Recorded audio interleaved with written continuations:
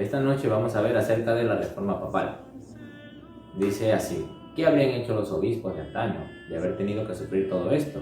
Cada día un banquete, cada día una parada en la mesa, toda clase de manjares, no para los pobres, sino para huéspedes sensuales, mientras a los pobres, a quienes en realidad pertenecen, no se les deja entrar y desfallecen de hambre. San Pedro Damiano. Para hablar de la historia de la reforma papal, vamos a hablar acerca de Bruno de Tula, de 1002 a 1054.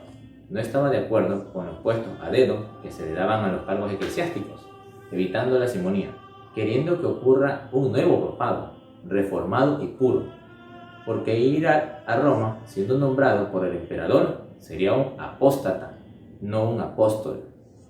Otro miembro de la comitiva de Bruno era el monje Humberto, que fue hecho cardenal por León IX, y fue el quien depositó sobre el altar de Santa Sofía la sentencia de excomunión contra el patriarca Miguel Celulario, que marca el cisma entre la Iglesia del Oriente y del Occidente. A continuación, un mapa acerca de estas divisiones políticas y religiosas que ha habido entre estas iglesias, ¿sí? Podemos ver mucho, cada región pertenece a un color. Por otro lado, el joven monje Hildebrando, quien era buen conocedor de la ciudad de Roma, nació alrededor del año 1020 en Toscana. Fue allí donde conoció a Juan Gracián, quien llegó a ser papa bajo el nombre de Gregorio VI, que junto a Humberto intentó reformar la iglesia, pero no lo logró.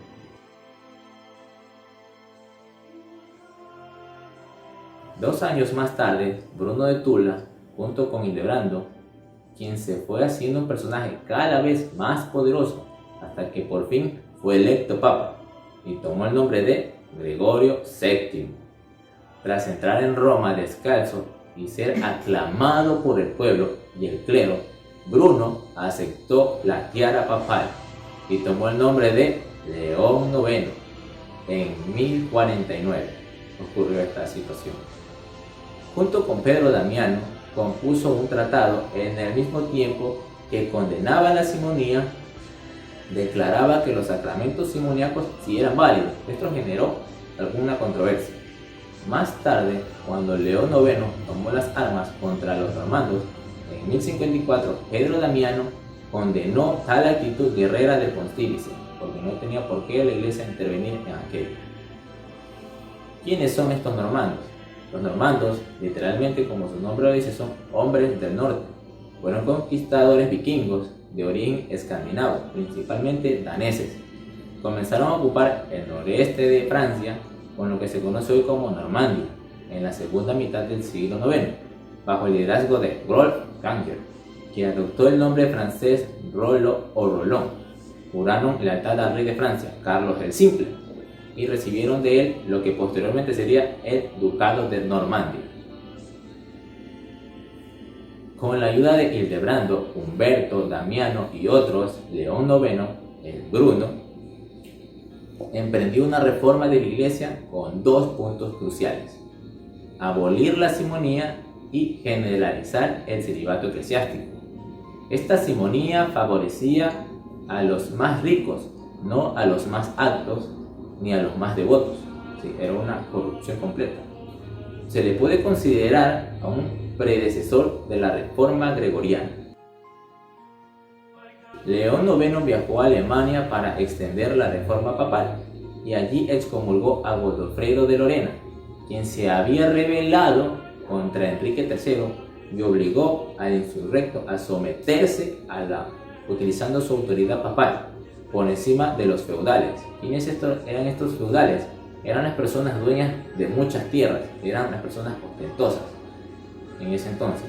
Luego viajó a Francia, donde no lo querían recibir por sus reformas, y convocó un concilio en Reims, donde obligó a los papas culpables de simonía que dejaran a sus mujeres.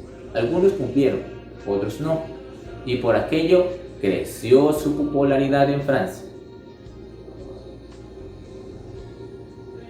León IX marchó contra los normandos, a quienes presentó batalla en Civita al Mar.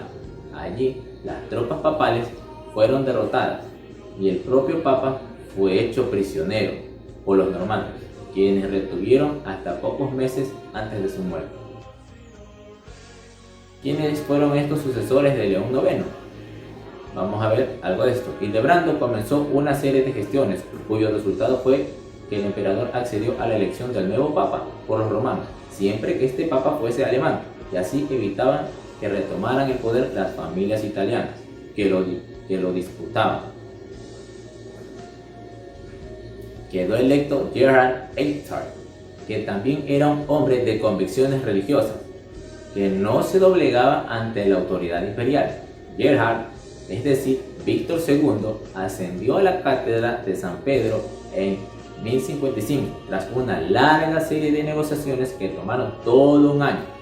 Su política religiosa fue idéntica a la de León IX, pues iba dirigida contra la simonía y contra el matrimonio de los clérigos con sus amadres, o sea, sus chanchullos, que le decimos actualmente. Pedro Damiano volvió a alzar su voz de protesta contra el Papa Víctor II. No parece haberle prestado atención y se preparaba a dirigirse a Alemania para hacer valer allí su autoridad, cuando murió repentinamente. A la muerte de Víctor II fue Federico de Lorena quien lo sucedió, hermano de Godofredo, con el nombre de Esteban IX. Su papado fue muy breve.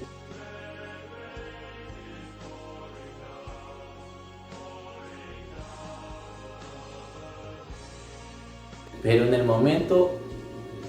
el movimiento reformador cobró tal auge que produjo la insurrección de los patares. ¿Quiénes eran estos patares?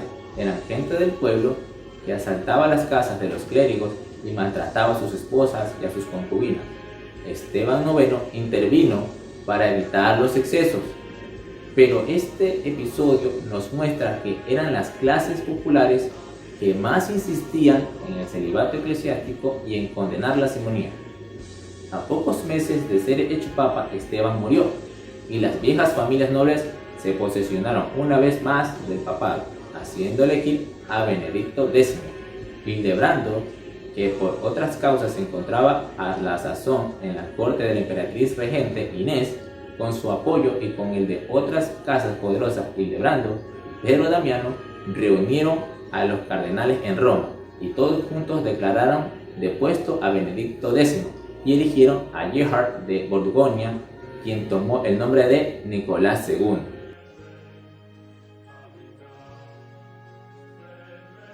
En vista de lo sucedido, era necesario establecer un método para la elección del Papa, que no quedase sujeto a las vicisitudes del momento. Con este propósito, Nicolás II reunió el Segundo Concilio Laterano en el año 1059 y fue allí donde por primera vez se decretó que los futuros papas debían ser elegidos por los cardenales. En el siglo VIII aparecen por primera vez los títulos de presbítero cardenal y diácono cardenal.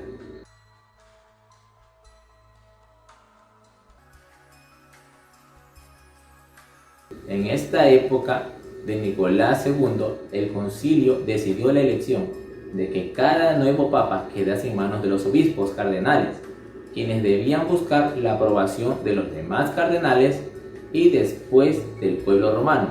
Este método, con ciertos cambios, se da hoy en día para la nueva elección del Papa. A partir de Nicolás, el papado pudo seguir una política mucho más independiente. El imperio pues contaba con el apoyo de los normandos, ahora sí, cuyos jefes recibieron el título de duques y más tarde de reyes. Esto fue un arreglo. Tras la muerte de Nicolás, las antiguas familias romanas, con el apoyo de la emperatriz regente Inés, eligieron su propio papa, a quien dieron por nombre Honorio II. Pero los cardenales inspirados y dirigidos por Hildebrando, de acuerdo al concilio, era nula y eligieron a Alejandro II. Este último pudo sostenerse frente a la oposición del imperio gracias al apoyo de los normandos. El pontificado de Alejandro II fue relativamente largo, de 1061 a 1073, y colocó la reforma papal sobre bases firmes. Un dato curioso es de que las esposas de los sacerdotes eran llamadas rameras y tratadas como tales. El movimiento de los patales cobró nuevas fuerzas. Volvieron a boicotear el pueblo. Bueno, a saber algo más de Gregorio VII, Hildebrando, su sueño era que una iglesia universal, unida bajo la autoridad suprema del Papa, su ideal era la realización de la ciudad de Dios en la tierra, de tal modo que toda la sociedad humana quedase unida bajo un solo rebaño, bajo un solo pastor. O sea, un solo régimen, prácticamente.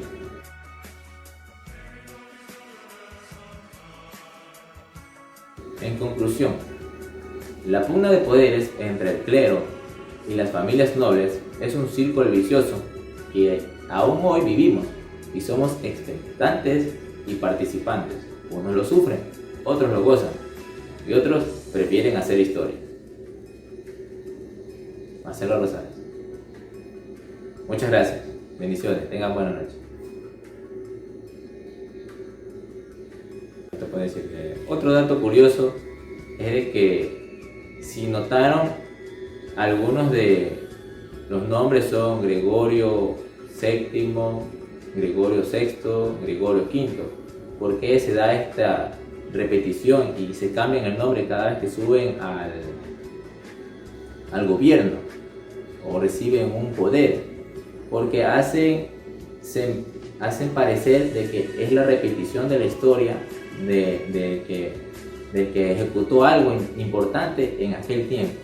Por ejemplo, de Gregorio Magno o Gregorio el Grande. Entonces, así se hacían llamar, como los Césares. Muchos decían César I, César II, César III. Entonces, sí, por eso es que cada vez que llegaban al poder se cambiaban de nombre. No era porque no les gustaba su nombre, sino porque se asemejaban a la misma historia del poderoso que hubo en aquel tiempo. Gracias. Ya sabe, grupo 2. Saludos para el grupo 2. Bendiciones a todos. Gracias. Chao.